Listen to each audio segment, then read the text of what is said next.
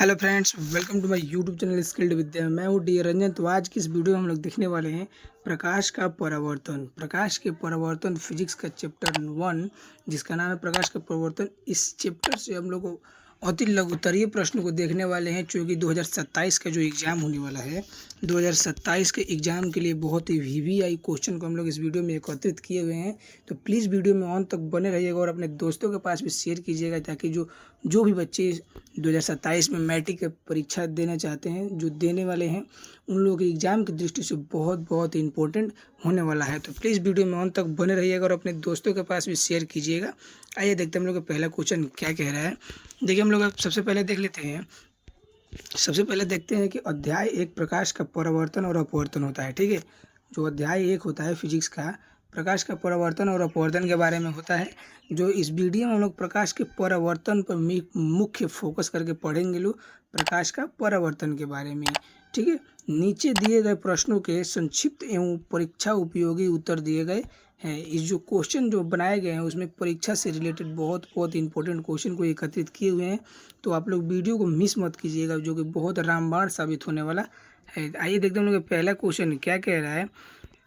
बहुत ही सिंपल सी परिभाषा है, बहुत ही सिंपल से हम लोग क्वेश्चन को देखने वाले हैं। प्रकाश की परावर्तन के नियम लिखिए। प्रकाश के परावर्तन के नियम लिखिए। ये नियम क्या होते हैं ये जानते हैं हम इस वीडियो में।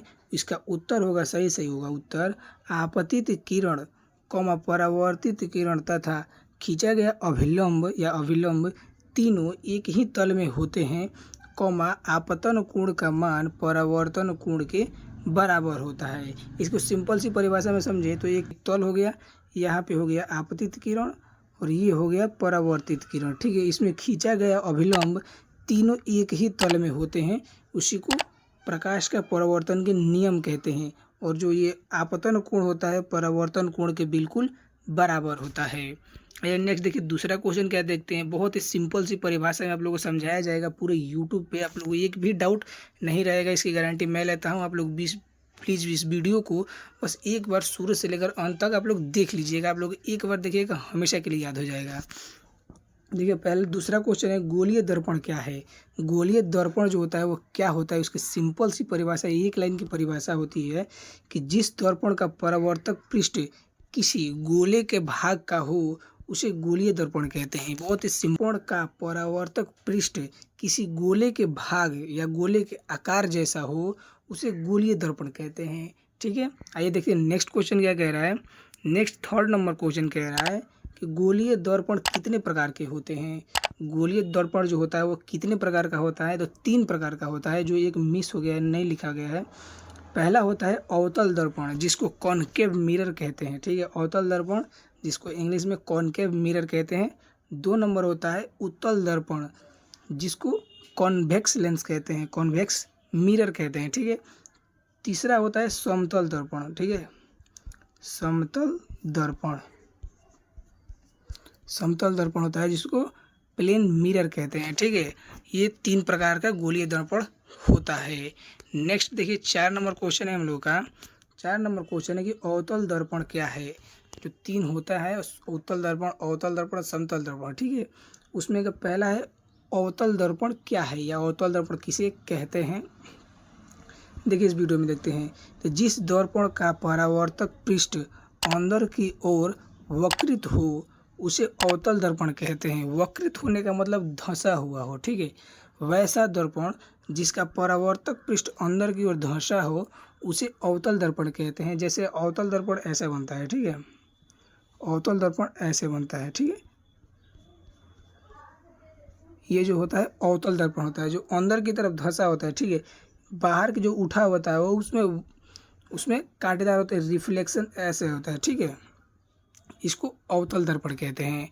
नेक्स्ट देखिए उत्तल दर्पण किसे कहते हैं। ठीक है, 5 नंबर क्वेश्चन है कि उत्तल दर्पण किसे कहते हैं। तो उत्तल दर्पण किसे कहते हैं, इसकी सिंपल सी परिभाषा है। इसका भी सिर्फ एक लाइन में आंसर है कि जिस दर्पण का परावर्तक पृष्ठ बाहर की ओर उभरा हुआ होता है उसे उत्तल दर्पण कहते हैं। ध्यान दीजिएगा कि अवतल दर्पण में जो परावर्तक पृष्ठ होता है वो अंदर की तरफ धंसा होता है, और उत्तल दर्पण में परावर्तक पृष्ठ बाहर की ओर उभरा होता है, यानी उठा हुआ रहता है।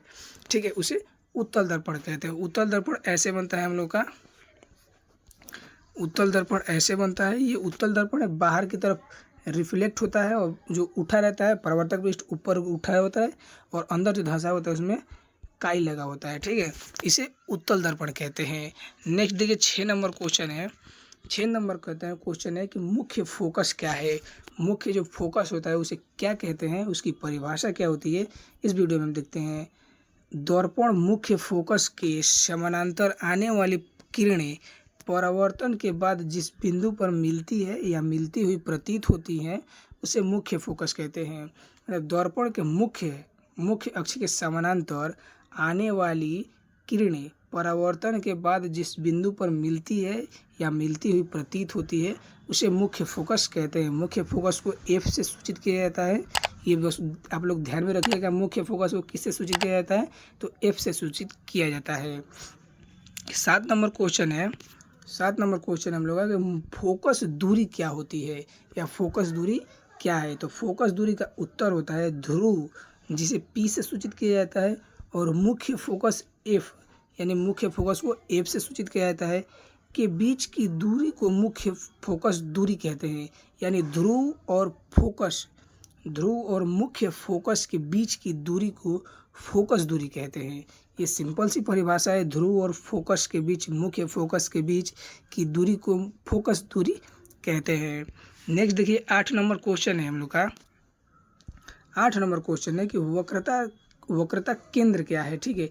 वक्रता केंद्र क्या है। वक्रता केंद्र को C से सूचित किया जाता है। ये बात याद रखिएगा, वक्रता केंद्र या त्रिज्या को C से सूचित किया जाता है। इसका उत्तर है गोले। जिस गोले का दर्पण एक भाग होता है उसे केंद्र को वक्रता केंद्र कहते हैं, ठीक है। C से सूचित किया जाता है, ये बात ध्यान रखिएगा। दर्पण सूत्र लिखिए। ये दर्पण सूत्र क्या होता है इस वीडियो में हम लोग देखते हैं। इसका सही उत्तर है कि दर्पण सूत्र लिखने का मतलब है दर्पण सूत्र एक फार्मूला होता है, ठीक है। दर्पण सूत्र यानी मिरर फार्मूला, ठीक है। आइए देखते हैं मिरर फार्मूला किसे कहते हैं। तो मिरर फार्मूला का ये जो सिंबल होता है इसे मिरर फार्मूला कहते हैं, ठीक है। इसका फार्मूला होता है 1/f बराबर 1/v + 1/u। इसको दर्पण सूत्र कहते हैं, ठीक है। दर्पण सूत्र कहते हैं। अब ये तो हो गया दर्पण सूत्र, ठीक है। अब इसमें f क्या है, u क्या है और v क्या है, इस वीडियो में हम लोग देखेंगे। आइए देखते हैं नीचे क्या लिखा है। तो देखिए जहाँ f बराबर दर्पण की फोकस दूरी है यानी फोकल लेंथ है, v बराबर है प्रतिबिंब की दूरी यानी इमेज डिस्टेंस है, और u बराबर है वस्तु की दूरी यानी ऑब्जेक्ट डिस्टेंस है। ये 1/f बराबर 1/v बराबर + 1/u, ये जो होता है दर्पण सूत्र होता है, जिसमें f होता है दर्पण की फोकस दूरी, v होता है वस्तु प्रतिबिंब की दूरी और u होता है वस्तु की दूरी। इसका संक्षिप्त उत्तर देखिए क्या होता है। इसका संक्षिप्त उत्तर होता है कि किसी गोलाकार दर्पण में के लिए फोकस दूरी, वस्तु दूरी तथा प्रतिबिंब दूरी के बीच संबंध को दर्पण सूत्र कहते हैं। यानी वैसा सूत्र जिसमें गोलाकार फोकस दूरी, वस्तु दूरी और प्रतिबिंब की दूरी के बीच संबंध को स्थापित करे उसे दर्पण सूत्र कहते हैं। यह अवतल और उत्तल दोनों के लिए लागू होता है। यानी अवतल दर्पण के लिए भी लागू होता है और उत्तल दर्पण के लिए भी लागू होता है। नेक्स्ट देखिए 10 नंबर क्वेश्चन है हम लोग का। 10 नंबर क्वेश्चन है कि आवर्धन क्या है। आवर्धन बहुत ही इम्पोर्टेंट टॉपिक है, इसके बारे में हम लोग लॉन्ग वीडियो बनाएंगे। आवर्धन क्या है, इसका सिंपल सी परिभाषा आप लोग जान लीजिए कि आवर्धन क्या होता है। तो प्रतिबिंब की ऊंचाई और वस्तु की ऊंचाई के अनुपात को आवर्धन कहते हैं। ये सिंपल सी परिभाषा है कि प्रतिबिंब की ऊंचाई और वस्तु की ऊंचाई के अनुपात को आवर्धन कहते हैं। ये सिंपल सी परिभाषा है। वस्तुनिष्ठ प्रश्नों के लिए बहुत ही वीजीआई क्वेश्चन है। ये अति लघुतरीय में क्वेश्चन आता रहता है कि आवर्धन क्या है, आप इससे क्या समझते हैं, ठीक है। आइए देखिए 11 नंबर क्वेश्चन क्या कह रहा है। 11 नंबर क्वेश्चन कह रहा है कि प्रकाश का अपवर्तन क्या है। प्रकाश का अपवर्तन जो होता है वो क्या होता है या अपवर्तन क्या है, इसके बारे में आप लोग कुछ बोलिए। तो इसका सही उत्तर हो जाएगा कि जब प्रकाश एक माध्यम से दूसरे माध्यम में प्रवेश करता है तो उसके मार्ग में होने वाले परिवर्तन को प्रकाश का अपवर्तन कहते हैं। प्रकाश का नेक्स्ट देखिए 12 नंबर क्वेश्चन हम लोग का कह रहा है कि अपवर्तन के नियम लिखिए। ठीक है, इसका उत्तर होता है आपतित किरण कमा अपवर्तित किरण तथा अभिलंब एक ही तल में होते हैं। ये पहला है कि आपतित किरण कमा अपवर्तित किरण तथा अभिलंब एक ही तल में होते हैं। नेक्स्ट देखिए दूसरा है कि किसी निश्चित माध्यम के लिए आपतन कोण की ज्या तथा परावर्तन कोण की ज्या का अनुपात नियत होता है या नियतांक होता है। ठीक है, ये हो गया इसमें अंतर, नियम होगा। ठीक है, नेक्स्ट देखिए 13 नंबर क्वेश्चन है। 13 नंबर क्वेश्चन है कि स्नेल का नियम लिखिए। ठीक है, स्नेल का नियम लिखिए, बहुत ही इंपॉर्टेंट टॉपिक है स्नेल का नियम। 2 नंबर में तो दिया है लेकिन 5 नंबर के क्वेश्चन में भी ये क्वेश्चन आता रहता है। ठीक है, तो प्लीज़ आप लोग ध्यान से देखिएगा इस क्वेश्चन को, और आप लोग को वीडियो कैसा लगा जरूर कमेंट करके बताइएगा कि आपको ये वीडियो कैसी लगी। ठीक है, स्नेल का नियम कह रहा है कि जब प्रकाश की किरण एक माध्यम से दूसरे माध्यम में तिरछी प्रवेश करती है, यानी ऐसे तिरछी प्रवेश करती है तो आपतन कोण I तथा अपवर्तन कोण R की साइन का अनुपात नियत होता है। इसे स्नेल का नियम कहते हैं। देखिए सिंपल सी परिभाषा में आप लोग समझें तो ये माध्यम हो गया, माध्यम में ये तिरछी प्रवेश कर रही है। ठीक है, एक यहाँ पे तिरछी प्रवेश कर रही है तो ये आपतन कोण की I, ठीक है, अपवर्तन कोण का R जो माध्यम होता है, इसका जो साइन होता है वो अनुपात जो होता है, साइन का अनुपात होता है वो नियत होता है, और इसे ही स्नेल का नियम कहते हैं। इसके गणितीय रूप में हम लोग देखेंगे तो इसका गणितीय रूप ऐसा होता है कि गणितीय रूप में कैसा होता है तो साइन I बटा साइन R बराबर नियतांक, यानी साइन I बटा साइन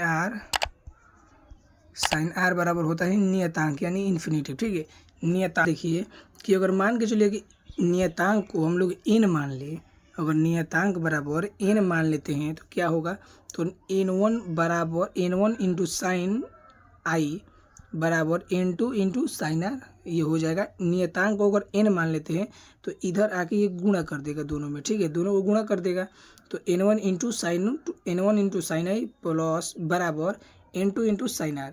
अब देखिए n1 क्या हो गया, अब देखिए n1 यहाँ I हो गया आपतन कोण, R हो गया अपवर्तन कोण, n1 हो गया प्रथम माध्यम में अपवर्तनांक और n2 हो गया द्वितीय माध्यम में अपवर्तनांक।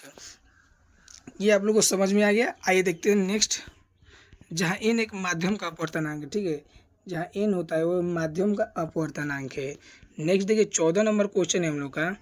14 नंबर क्वेश्चन है कि अपवर्तनांक क्या है, अपवर्तनांक क्या है। बहुत ही VVI क्वेश्चन है। इस वीडियो को आप लोग ध्यान से देखिएगा, इस क्वेश्चन को भी ध्यान से लीजिएगा, इसको स्क्रीनशॉट ले लीजिएगा जो कि बहुत इंपॉर्टेंट होने वाला है। इसका उत्तर है निर्वात में प्रकाश की वेग और माध्यम में प्रकाश के वेग के अनुपात को माध्यम का अपवर्तनांक कहते हैं। यानी माध्यम का अपवर्तनांक किसे कहते हैं, तो निर्वात में प्रकाश की वेग और सामान्य माध्यम में प्रकाश की वेग के अनुपात को माध्यम का अपवर्तनांक कहते हैं। इसका सूत्र होता है यानी फॉर्मूला होता है, अपवर्तनांक का सूत्र होता है n बराबर c